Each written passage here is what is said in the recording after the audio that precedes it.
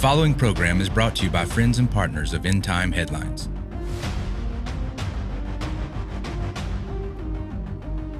It's Friday, May 24, 2024. This is End Time Headlines, news and headlines from a prophetic perspective. And of course, I'm your host, Ricky Scaprell, the founder and the voice of End Time Headlines. And we want to welcome you to tonight's broadcast. We've got a lot to cover tonight. I want to talk about the bird flu and why I believe it's not going away anytime soon. Now, of course, before we get started on this thing tonight, I would love for you guys to do me a favor. Please smash that like button, hit that subscribe button, hit that bell notification. This is going to help us push our content out there, help us to be seen on these social media platforms. And of course, I want to encourage you, if you've not downloaded our free app, pick it up today on Apple and Android stores. Depending on your device, get it today. Hit yes to push notifications. You're going to be squared away, have every headline, every podcast right there readily available at your fingertips. And listen, if you're new, first time joining us, let us know in the comment section below that you are new and where you guys are joining us from. So again, I want to really talk about this bird flu thing. I believe that the course of this thing is going right on track of what I had expected it to be. For example, let's just go ahead and pull this up. Here's a headline from expressnews.com. CDC issues urgent warning against drinking raw milk as bird flu fears rise. So this is something that they have been talking about, where federal officials have noted that at least 42 herds in 9 states are known to have cows infected with this type A H5N1 virus. The CDC has issued a warning against consuming raw milk due to bird flu particles. This has sparked concerns among the Springfield City Council's Health and Human Services Subcommittee. According to the USDA, 42 dairy cattle herds in 9 U.S. states have confirmed cases of H5N1 virus infections in cattle. There haven't been any human cases since last month in Texas. While the CDC says there's little risk of infection, there have been high levels of the virus found in raw milk. City Council members say they have concern over raw milk's potential health risks and accessibility. Now I want to show you, here's another headline. This was interesting from The Hill. So how fast is bird flu spreading in the United States? Cows in the United States, quote, we have no idea.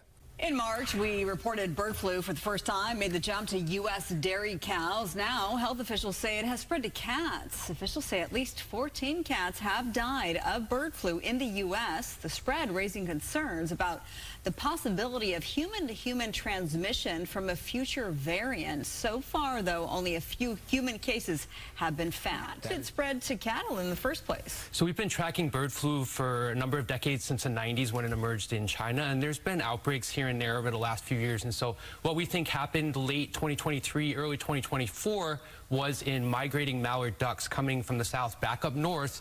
There was probably a crossover event. One of those infected ducks landed on the farm, perhaps died in some feed that the cattle got into, and the virus made the jump. And just remember, a flu virus is very easy to mutate compared to COVID. It's able to do so a lot faster.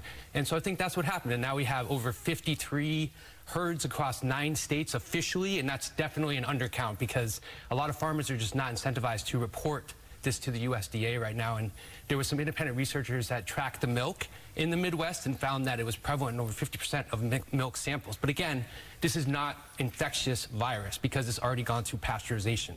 But it just goes to show you how much more widespread it is than we think. So you could drink the milk even though it has bird flu in it? Right. So again, going back to what we remember from COVID, right, when we did the PCR test, right, that was just to test it would find the evidence of the virus in non-infectious fragments. It doesn't necessarily mean it's infectious, contagious fragments. So as long as you drink pasteurized milk, you should be okay. So have humans ever gotten bird flu? Yeah, so over the years, there's been about 900 cases, and the concerning thing is, as our viewer, the one that wrote in said, that 50% have died, and so it can be very virulent, like much more than COVID or any other pathogen we've seen. And so far with this particular strain, there's only been one reported case. This was a dairy farm worker in Texas who got a very bad case of conjunctivitis from working with infected cows. Yeah, so what does that look like? I mean, so if you've got bird flu, how is that different from the regular flu, from COVID, from other things people have experienced? I mean, we don't really know right now because we just have that one case that was really bad conjunctivitis. And so what we don't want is for So the virus right now, we know it's present in the milk, and it's particularly high concentrations in the udders of dairy farm cows.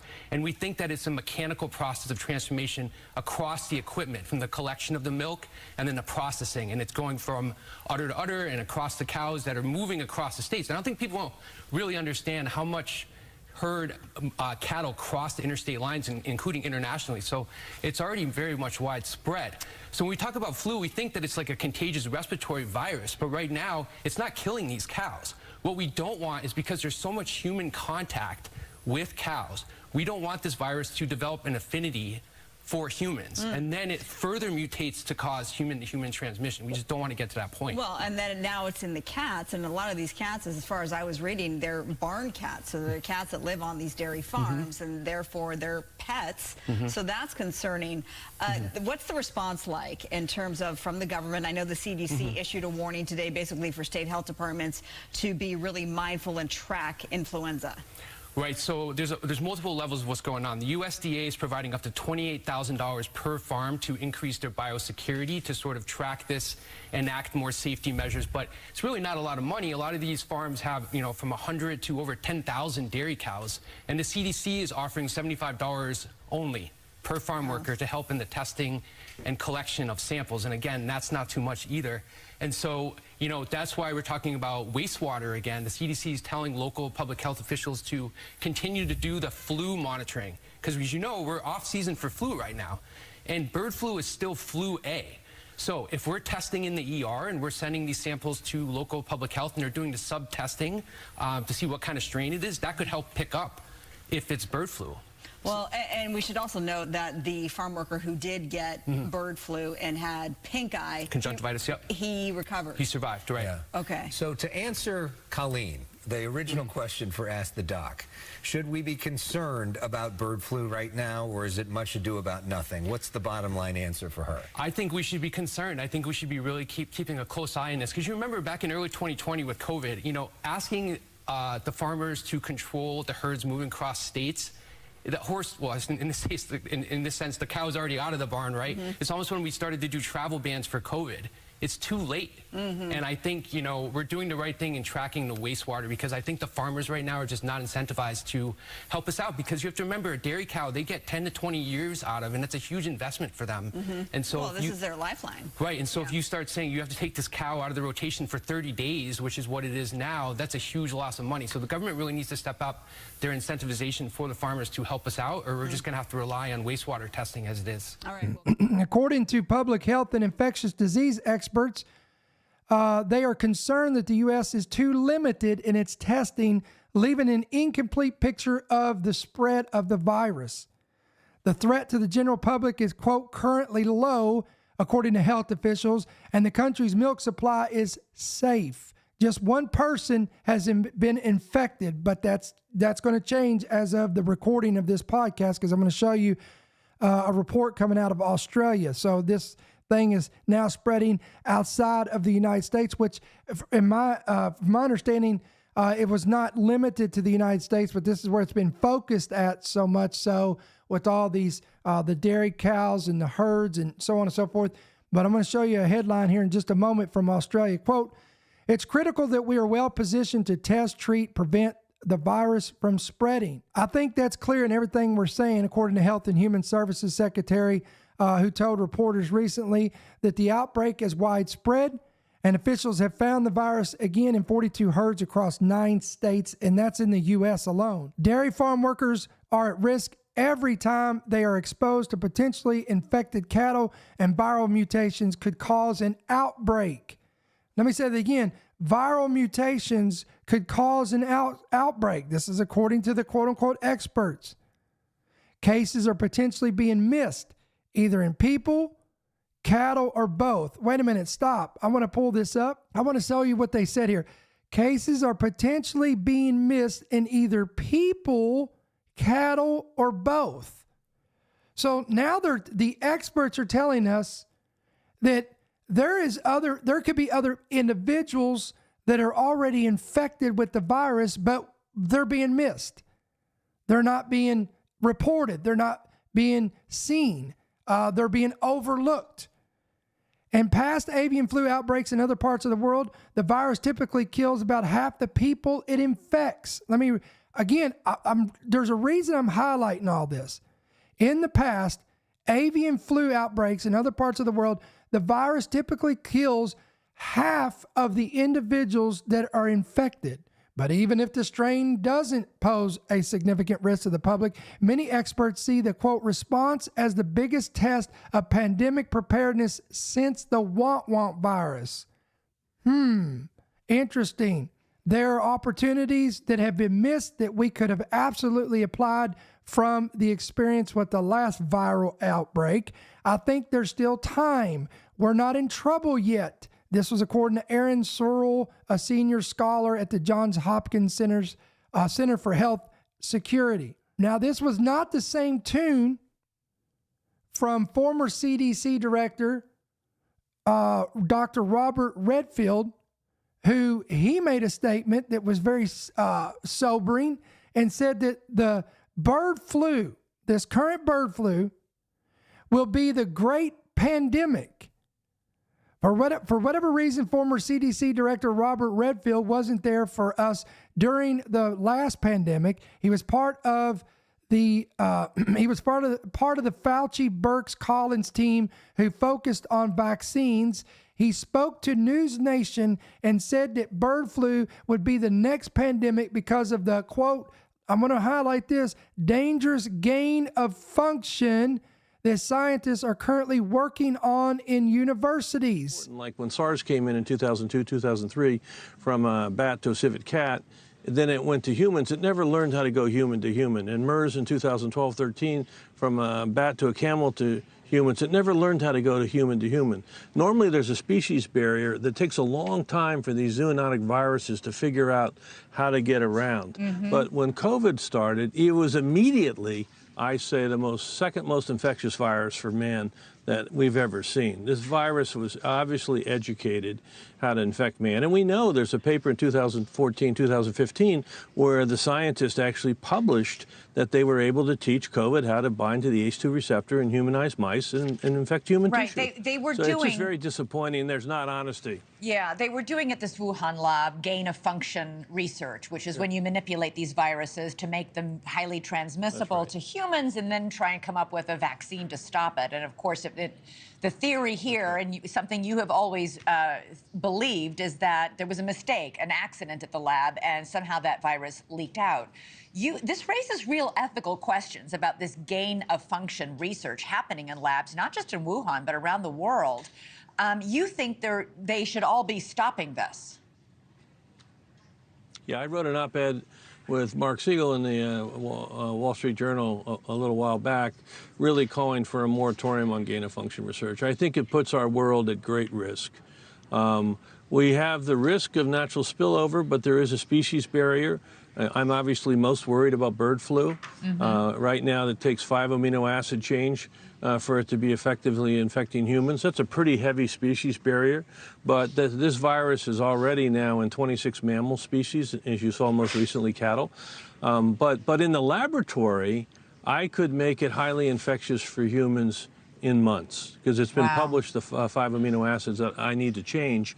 And so I don't think that research should be done. That's the real threat. That's the real biosecurity threat, that these university labs are doing these bio experiments that are intentionally modifying viruses. And bird flu, I think, is going to be the cause of the great pandemic, where they are teaching these viruses how to be more infectious for humans. All right.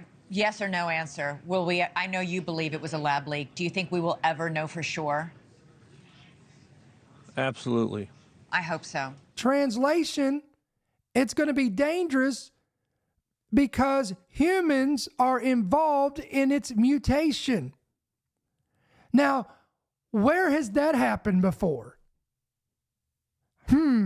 Where has a pandemic transpired because of people and nefarious experiments going on behind closed doors and secret laboratories that resulted in catastrophic consequences? Has there been an incident like that in the last 10 years?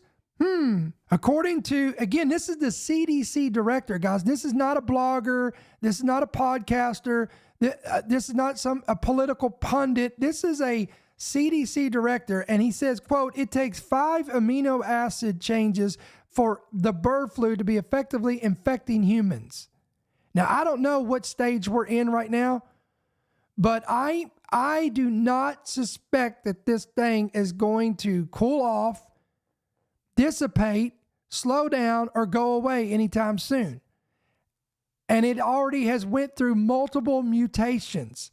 Quote, but in the laboratory, again, this is the CDC director, I could make it highly infectious for humans within a matter of months. These bioexperiments that are intentionally modifying viruses in bird flu, I think is going to be the cause of the great pandemic. Notice he said, he didn't say, I think it's going to be the cause of a great pandemic. He said it's going to be the cause of the great pandemic. All right, here's another, this is from The Guardian. Quote, the issue is when to pull the trigger. How prepared are we for human bird flu? Let me say that one more time. Again, the title of this is, the issue is when to pull the trigger. How prepared are we for the human bird flu? Pull what trigger? What are they talking about here? Check out this opening statement of this article. Quote, the H5N1 virus has been devastating bird populations and is now infecting mammals too. Quote, is human-to-human transmission next? And are we ready for another pandemic? Flu is constantly evolving, and it is clear that a couple of years ago, the current strain of bird flu changed to become supercharged. Now that it seems to be fairly widespread in the cow population in the U.S., that's much more direct route where it could transmit to people and gain the adaptations. Quote, now that it seems to be fairly widespread in the cow population in the U.S., that's a much more direct route where it could transmit to people and gain the adaptations, and it needs to go pandemic. The Roslin team, this is a team of investigators and virologists that are investigating the current outbreak of bird flu that we're discussing here. The Roslin team's task is to figure out the precise changes in the viral sequence that seems to be allowing it to infect cows and then test a strain on human cells and many organs in a laboratory. The very thing that the CDC director fears and he worries about. The ultimate goal will be to make predictions about whether it is starting to become more dangerous to humans and to animals that live in close proximity to the United States, and to feed that information back to the relevant public health authorities. If the findings spark concern, it could provide the government with more evidence to start bolstering national supplies of flu vaccines. There you go. Last year, reports emerged that UK Health and Security Agency had run a particular exercise to source suitable jabs, while the U.S. has accumulated a national reserve of 4 types of flu vaccine that can provide some protection against H5N1 in case of any future outbreak. Again, they're prepared for this, guys. We have went over this. The WEF, the CDC, the WHO, all these talking heads, the Bill Gates, these individuals out there have all said it's not a matter of if but when. Don't think for a moment that when it says here, the issue is when to pull the trigger. I think most of us are smart enough to understand what they're talking about here. Quote, let me read this. The issue is trying to decide when to pull the trigger for go. Because if you wait until it's already a pandemic, then you're playing catch up and you know that you're not going to be able to make enough vaccine quickly to protect everybody. Well, here you go with another one of those conspiracy podcasts and tinfoil hat segments where you're going to try to convince us that these agencies and governments and officials are looking for an opportunity to inject the populace with another viral load. Well, guys, I just gave you a report from multiple sources, so you can do what you want with it. I'm just telling you that again, these guys are telling you, not me. These guys are telling us that it's not a matter of if, but when they pull the trigger. Here's another report. Bird flu hits New York. Oh boy. As humans, look at this. This is the actual headline I'm reading to you guys on podcast. Bird flu hits New York as humans are told to stay alert. After a new H5N1 pandemic warning has been issued, samples from 6 birds have tested positive for avian flu influenza, including a red-tailed hawk, 3 Canadian geese, a falcon, and a chicken, Science Alert reports. And again, all of these samples were taken in New York City, where these birds have been found to have this virus.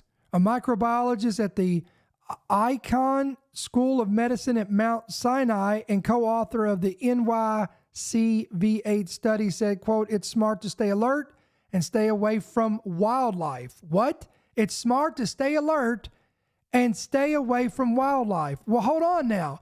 I thought there was nothing to be concerned about. I thought there was no evidence that the animals are spreading this to the humans. But here is a microbiologist that is telling us that it would be advisable to stay away from wildlife. Wow. She even went further and said this also includes preventing your pets from getting in close contact with wildlife. New York City lies beneath the path of large numbers of migrating wild birds, and her team explained that, quote, "This brings them into contact with a highly dense population of humans and pets, providing an extensive urban animal-human interface in which the general public may have little awareness of circulating infectious diseases." All right, now I want to show you this. Quote, "Child confirmed as first case of H5N1 bird flu has now been detected in Australia."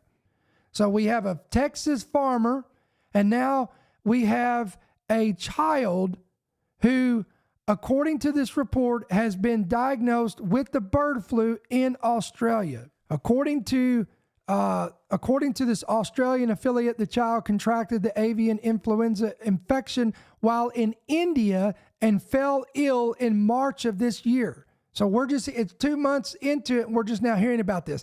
So think about that. This individual was allegedly infected back in March, and 2 months later, we're just now hearing about this. So who knows how many individuals has been in contact with that individual, that child.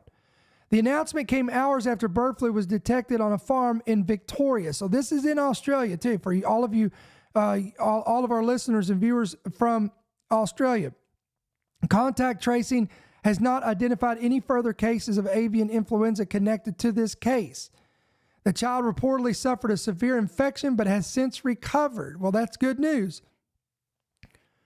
Officials explained that the avian influenza virus was identified through additional testing of positive influenza samples, part of Victoria's enhanced surveillance system designed to detect novel or concerning flu virus strains. Health officials emphasized that most people are not at risk from the virus unless they have contact with infected birds, animals, or their secretions in infected areas. Quote, "The avian influenza virus was detected through further testing of positive influenza samples that takes place to detect novel or concerning flu virus strains as part of Victoria's enhanced surveillance system." The wonderful enhanced surveillance system of Australia, that was greatly used in the last pandemic. Here in the U.S. tonight, the CDC confirming a second human case of bird flu in this country.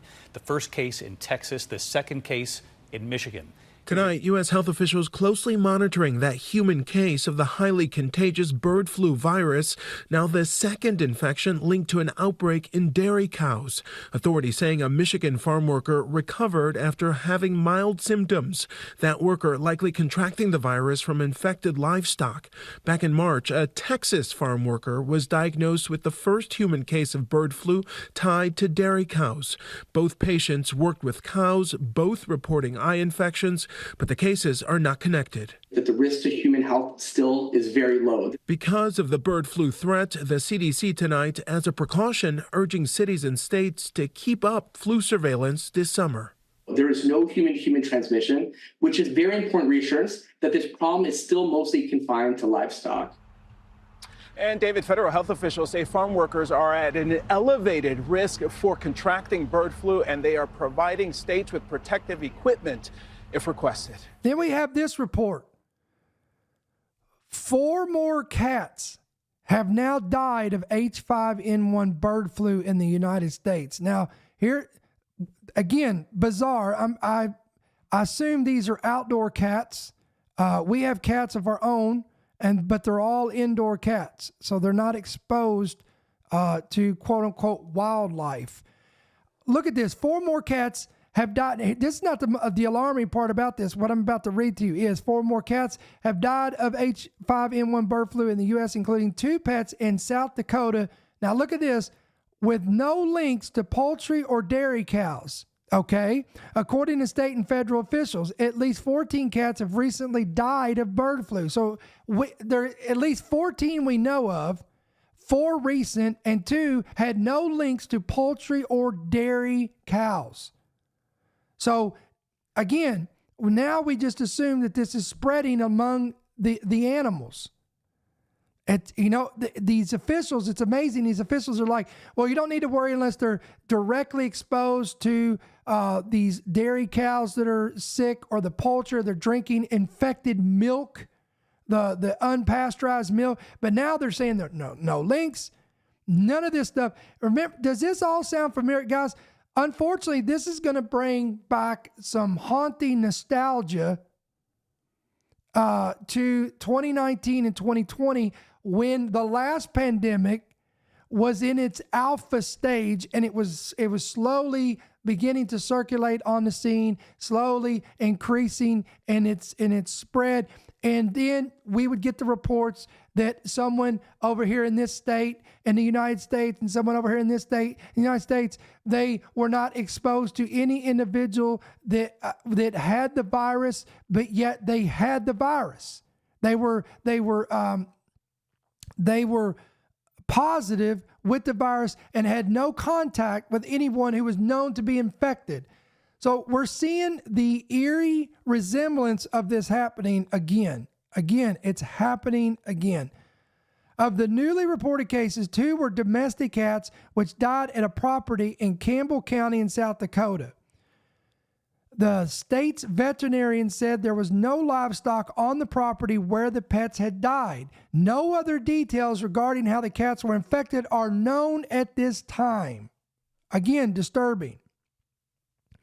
2 other cases were recently reported in Michigan, one in Isabella County and another in Ionia County, and both cases involved barn cats on commercial dairy farms where the cows were also infected with the virus. That makes sense.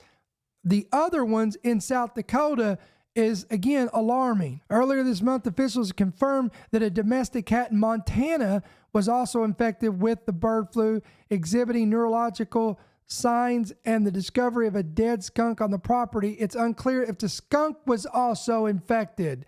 So we can pretty much say now at this point that all the wildlife has potentially been infected by the bird flu. I'm just saying. We've got walruses, we've got penguins, we've got dolphins, we've got skunks, we have cats, we've got probably dogs. By the way, remember all the reports recently about all the dogs that became ill and they're sick and they're dying, and it's some kind of a mystery virus? Who knows? I'm sure they'll probably come out and say that was the bird flu as well. So again, now that's in animals. What about humans? Remember, I showed you that report. They don't know how many humans could actually be infected at this time. They don't really know. They're in the dark. They're always in the dark.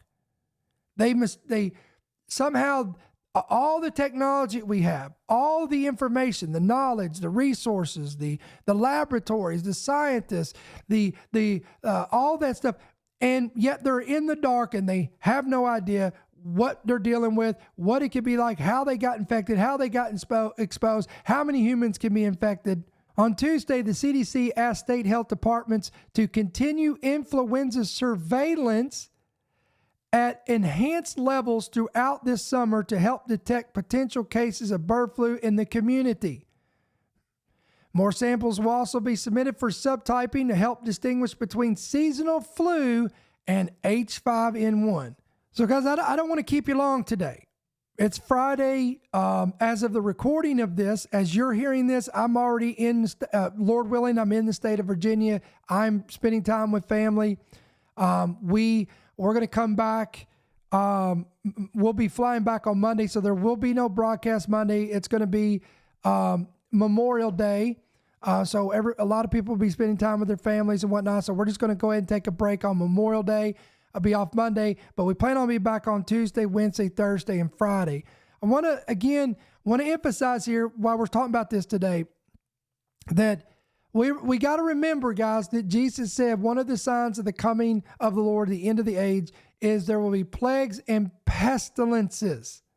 Plagues and pestilences will be one of the indicators that they will intensify and increase in intensity and magnitude as we approach the coming of the Son of Man. So this stuff should not be something that you're shocked by, and you should not be shocked if man somehow brings corruption to these things. Paul talked about in Romans chapter 1 that he talks about evil inventions, things done in secret, and that are not made known to the light. Eventually it will be exposed to the light, but things that are being done in secret. Remember, one example I think of, remember that laboratory that they discovered here in the United States not too long ago?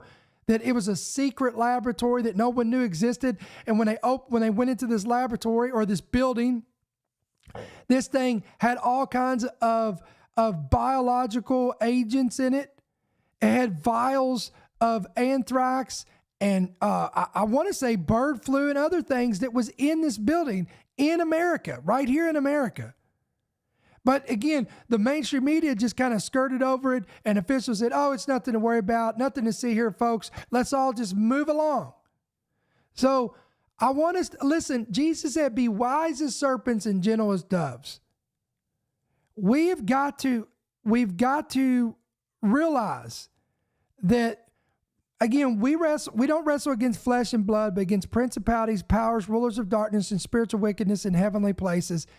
There is evil present.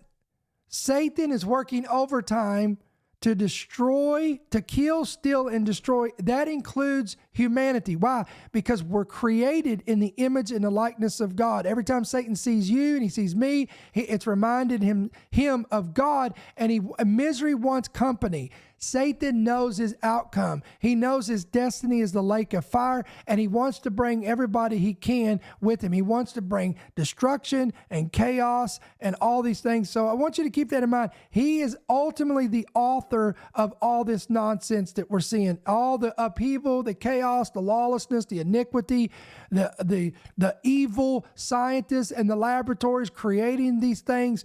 Again, all of this, I believe, will come into play. I think the picture will become more and more clear. Paul said, we see through a glass darkly. It's going to become more and more evident and clear the closer we get to the finish line. Does that make sense? So listen, endtimeheadlines.org, endtimeheadlines.com. Again, pick up your free app today. It's available on Apple and Android devices. You can, again, just download it. Yes, to push notifications.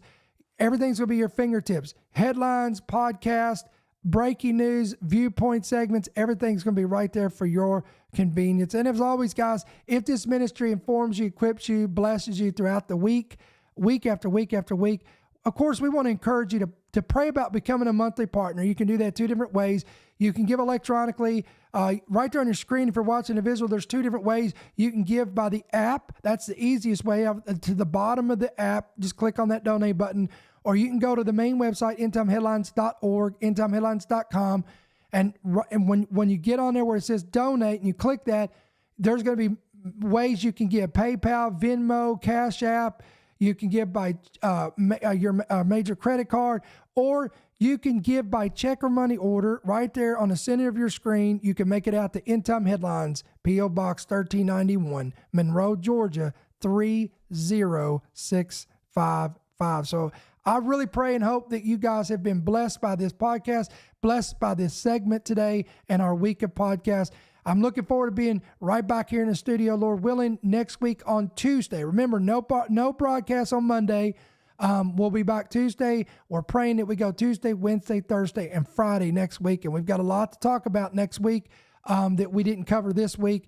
Look for more information. Look for equipping messages. All that's going to be available next week. So listen, have a blessed and safe Memorial Day weekend. I appreciate your prayers for travel, safety, and that the Lord would grant us a great time with our family and an opportunity for Him to be glorified. So until we see you next week, guys, may the Lord bless you, may He keep you, and may His countenance shine upon you.